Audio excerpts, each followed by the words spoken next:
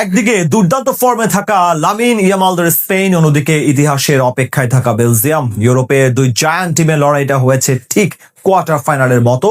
আক্রমণ ও পাল্টা আক্রমণে ম্যাচের শুরু থেকেই শেষ অব্দি ছিল টান টান উত্তেজনা। সেমিফাইনালের টিকিট কাটতে দুই দলই ছিল সমান মরিয়া।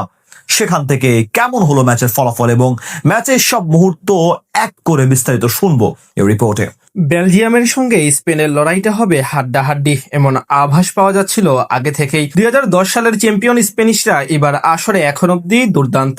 আগের ম্যাচে তারা বাদ করে এসেছে পর্তুগালকে। এদিন অবশ্য শুরু থেকেই বেলজিয়ামকে চাপে রেখেছিল তারা। লামিন ইয়ামাল, দানি ওলমুদের থেকে শুরু করে সব তরুণরা শুরুর 15 মিনিটে বেশ ভালোই চাপে রাখে প্রতিপক্ষ ডিফেন্ডারদের। তবে এরপর ধীরে ধীরে লড়াইয়ে ফিরতে থাকে বেলজিয়াম। এর মাঝে 15 মিনিটে একবার সুযোগ তৈরি করে তারা ডি বক্সের কাছে বল পেয়েছিলেন স্ট্রাইকার চার্লস ডি কেটেলের। তবে তার নেওয়া কিক প্রতিপক্ষ ডিফেন্ডারের পায়ে লেগে ব্লক হয়ে প্রতিহত হয়ে ফিরে আসে। এরপর দুই দলই বল দখলে মনোযোগ দেয়। এর মাঝে 30 মিনিটে দানি ওলমুর দুর্বল শট গোল পোস্টের মাঝামাঝি জায়গা থেকে আটকে দেন থিবু কর্তুয়া। তবে কয়েক সেকেন্ডের ব্যবধানে সেখানে আর পার পায়নি বেলজিয়াম। অলমুর শট রুখে দিলেও বক্সের ভিতরে আনমার্ক অবস্থায় থাকা ফাবিয়ান রুইস সহজে বল জালে জড়িয়ে স্পেনকে প্রথম গোলের উল্লাসে মাতিয়ে এগিয়ে দেন। খানিক বাদে বক্সের বাইরে ফ্রি কিক পায় স্পেন। সেখান থেকে ব্যবধান দ্বিগুণ করতে পারতেন লামিন ইয়ামাল। তার দারুণ এক শট রুখে দিয়ে দলকে আরেকবার উদ্ধার করেন কর্তুয়া। অন্যদিকে এক গোল পিছিয়ে পড়ে ম্যাচে ফিরতে মরিয়া হয়ে পড়ে বেলজিয়ামের ফুটবলাররা। যদিও সেই প্রচেষ্টায় সফল হতে খুব বেশি সময় নেয়নি তারা। এর মাঝে দুইবার আক্রমণে ওঠার চেষ্টা করে ব্যর্থ হলেও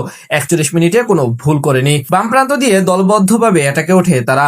সেখানে টিমোথি কাস্টানিয়ার দারুণ এক ক্রস এই বক্সের ভিতরে ঝাঁপিয়ে পড়ে প্রতিপক্ষ রক্ষণকে ফাঁকি দিয়ে গোল করে বেলজিয়ামকে সমতায় ফেরান ফরওয়ার্ড ক্যাটেলের। এরপর প্রথমার্ধে দুই দলের আর কেউ গোল করতে না পারলে এক গোলের সমতায় থেকেই বিরতিতে যায় তারা।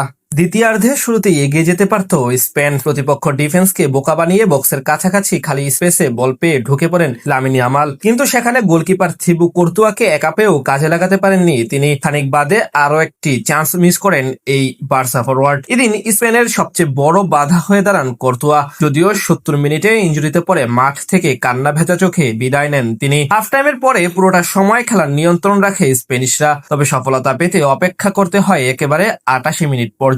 সেখানে বেলজিয়ামের বদলি গোলকিপারের ভুলের সুযোগ নিয়ে দলের জন্য জয় সুযোগ গোল করেন মাইকেল মেরিনো। এর আগের ম্যাচেও তিনি গোল পেয়েছিলেন। এর মাঝে অতিরিক্ত সময় অবশ্য একবার আক্রমণ করেছিল বেলজিয়াম, কিন্তু সেখানে দুর্দান্ত এক সেভ দিয়ে দলকে উদ্ধার করেন গোলকিপার উনাই সিমন। শেষ পর্যন্ত 2-1 গোলের ব্যবধানে জয় নিয়ে মাঠ ছাড়ে স্পেন, সাথে পৌঁছে যায় সেমিফাইনালে। সেখানে তাদের প্রতিপক্ষ ফ্রান্স ফুটবল দল। অন্যদিকে কোয়ার্টার ফাইনালেই আরো একবার সপ্তভঙ্গ হলো বেলজিয়ামের সঙ্গে স্পেনের লড়াইটা হবে হাড্ডাহাড্ডি, এমন আভাস পাওয়া যাচ্ছিল আগে থেকেই। 2010 সালের চ্যাম্পিয়ন স্পেনিশরা এবার আসরে এখন অব্দি দুর্দান্ত।